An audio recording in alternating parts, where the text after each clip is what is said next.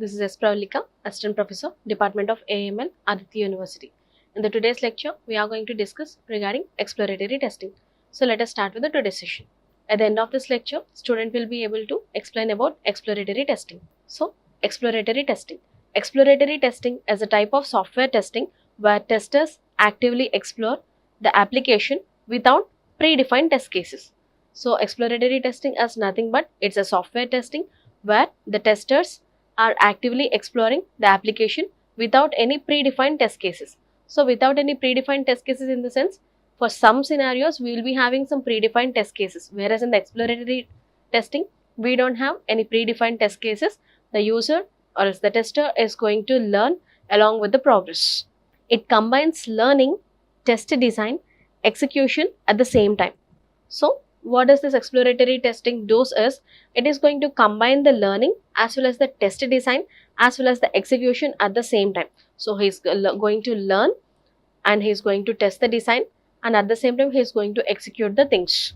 So, this approach is useful for quickly identifying defects and understanding the system behavior. So, this helps us to learn in identifying the defects as well as to understand the system behavior. So, let us see the process for exploratory testing. So, here we are having a 5-phase process. The first phase is learning, second phase test design and execution, third phase observation and analysis, fourth phase defect reporting, fifth phase learning and improvement. So, let us have a detailed explanation regarding these 5 phases. So, first one, learning. The tester studies the software to understand its features, behavior and requirements. So, the tester initially studies the software to understand its features as well as its behavior as well as its requirement. It helps in identifying the important areas to test. So, by doing this analysis, he will be getting a clear picture what to test. Next one, test design and execution. The tester simultaneously designs and executes the test without the predefined test cases. Testing is done using the real-time scenarios.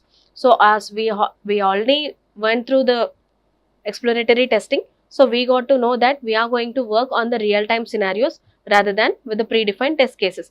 So, this test design and execution simply helps us to design and execute the test cases without the predefined test cases, and the testing is done based on the real-time scenarios. Next one, observation and analysis. The tester observes the system, responses and analyzes results to find the defects. So, the tester is going to observe the system, responses and also he is going to analyze the results to find the defects. It ensures the system behavior as expected. So, it makes us to have the system behavior as expected. Next one, defect reporting. So, what happens in the defect reporting?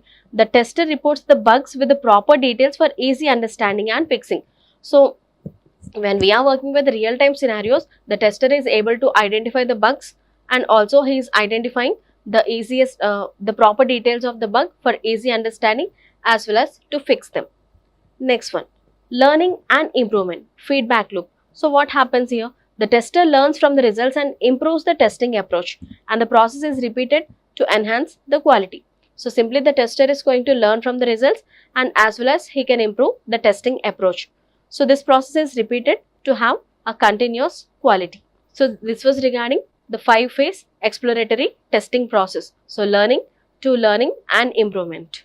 Next one, technologies used in the exploratory testing. The types of technologies that we are using in this exploratory testing. So, first one, error guessing. Second one, boundary value analysis. Third one, equivalence partitioning. Fourth one, checklist based testing. Fifth one, mind mapping. Sixth one, session based testing. Seventh one, pair testing. So, completely these were the types of techniques that were existing in exploratory testing. So, let us see in detail about them. So, first one, error guessing. Error guessing involves predicting possible defects based on the tester's experience. So, based on the tester's experience, we are going to predict the possible defects. So, which is nothing but error guessing. So, guessing the errors. So, next one, boundary value analysis. So, boundary value analysis in the sense involves testing values at the boundaries of input ranges where defects are most likely to occur.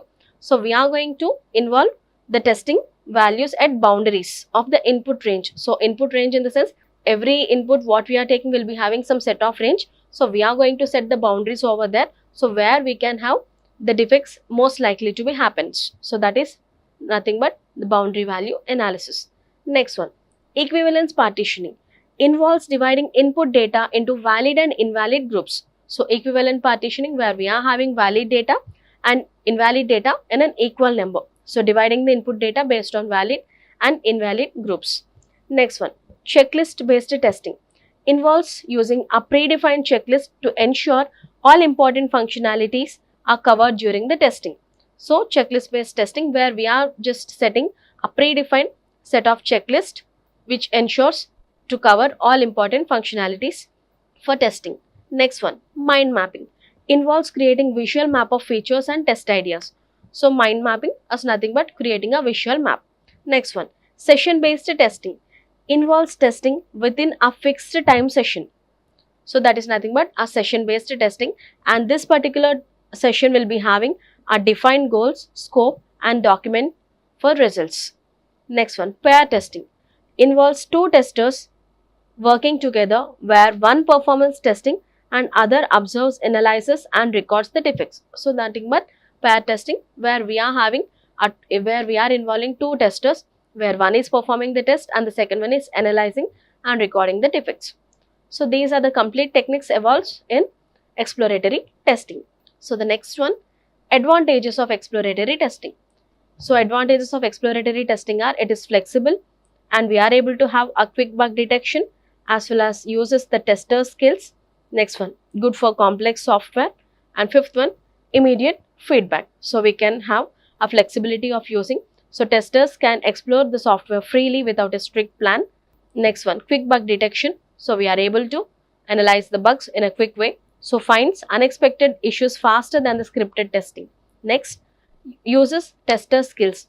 So as we are going with the ongoing actions, so it leverages the user skills. So leverages the knowledge, experience and creativity of testers.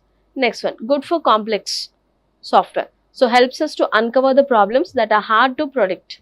So as we are going with the ongoing learning, so we can it helps us to uncover the problems which are hard to predict. Next one, immediate feedback. So the testers can have an immediate feedback and they can also report the bugs and also fix the defects quickly. So these were the advantages of exploratory testing. Next one, disadvantages of exploratory testing. So it's not systematic, it depends on the tester skills, it is hard to document, it is time consuming for the large products, as well as it is less repeatable. So these were the disadvantages of exploratory testing. Not systematic, may miss some functionality because there is no fixed plan. As we are not having a fixed plan, we may miss some of the functionalities. Next one, depends on the tester skill. Results may vary depending on the experience. So based on the tester's experience, the results may vary. Next one, hard to document. Test steps and coverage may not record it well. So when we are just performing the test, so the test steps and coverage may not be documented in a well manner. Next one, time consuming for the large projects. As we are working on a large projects, so it can take a lot of time. Next one, less repeatable. Difficult to repeat exactly the same test later. So if we try to execute the same test later, it was difficult for us to repeat. So these are the disadvantages of exploratory testing. At the end of this session, our student will be able to explain about the exploratory testing. Thank you.